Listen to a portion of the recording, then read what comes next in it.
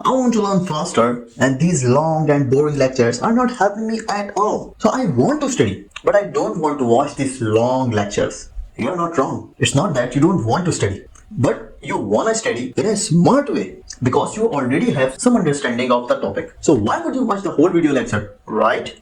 Yeah, that's what I'm talking about.